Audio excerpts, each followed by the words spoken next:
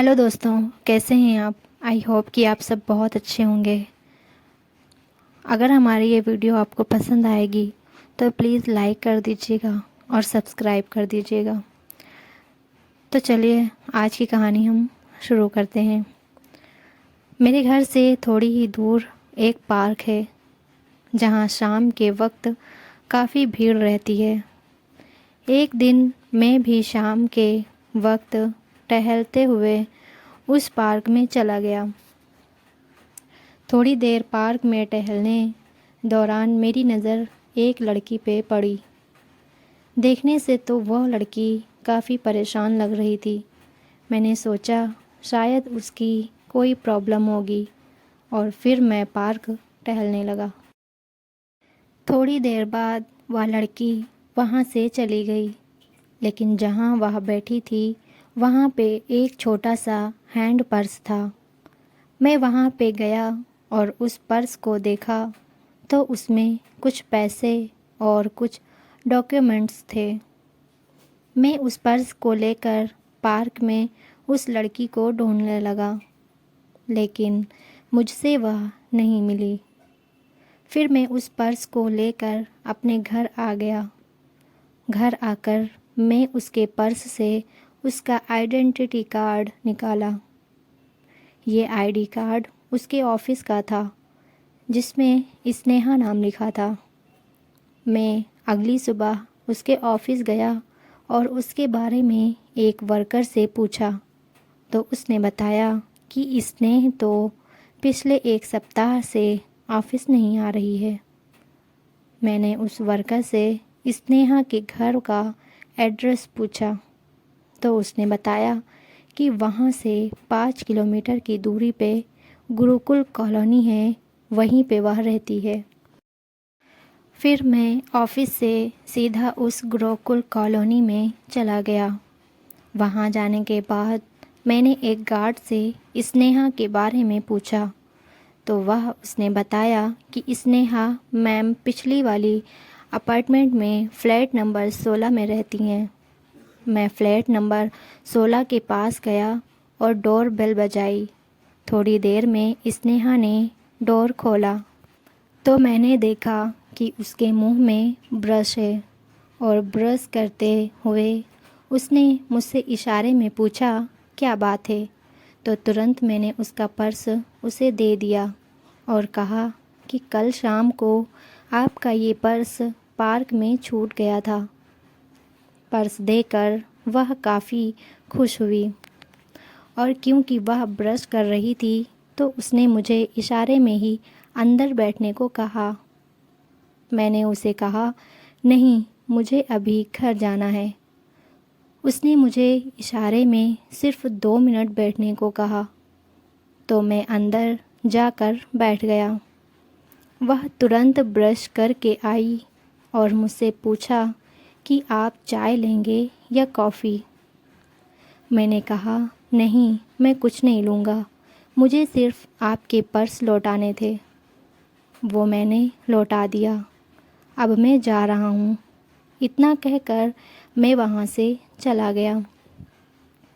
अगले दिन जब मैं शाम को फिर से उसी पार्क में गया तो मैंने स्नेहा को एक छोटी बच्ची के साथ खेलते हुए देखा। स्नेहा उस बच्ची के साथ बहुत खुश नज़र आ रही थी। मैं भी स्नेहा की नज़रों से थोड़ी दूर जाकर बैठ गया और उसे देखने लगा।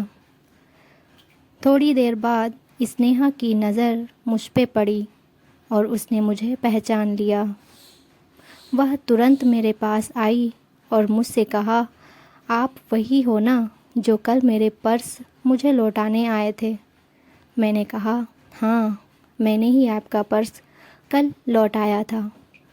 स्नेहा ने पूछा, कल आप इतनी जल्दी में थे कि मैं आपका नाम भी नहीं पूछ पाई।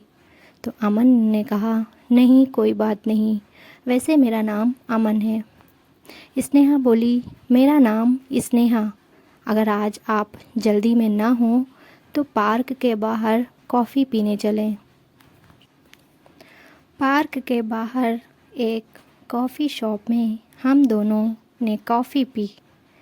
कॉफ़ी के पैसे मैं देने जा रहा था, लेकिन स्नेहा ने मुझे मना कर दिया। जाते वक्त स्नेहा ने मुझे कल डिनर के लिए अपने फ्लैट पे आने के लिए कहा। मैंने स्नेहा को कहा, ठीक है, मुझे टाइम मिलेगा तो मैं आऊँगा। और इतना कहकर फिर मैं अपने घर चला आया। रात को सोते वक्त मुझे स्नेहा की याद आने लगी। पता नहीं उसके बारे में सोचने लगा। मैं तो सिर्फ़ उससे 2 बात ही मिला और ना जाने मुझे अब क्या होने लगा। उसका चेहरा मुझे मेरी आँखों के सामने दिखाई देने लगा और कल के डिनर के इस बारे में सोचते हुए फिर मैं सो गया। रात को स्नेहा के फ्लैट जाने से पहले मैंने तैयार होकर आईने के सामने खुद को लगभग 10 से 15 मिनट तक देखा। मैंने अपनी बाइक निकाली और सीधा स्नेहा के फ्लैट में गया। स्नेहा ने मुझे प्यार से मुझे अंदर बुलाया। फिर हम दोनों ने डिनर किया और मैंने स्नेहा से पूछा, आप अपना ऑफ़िस क्यों नहीं जा रहे हो?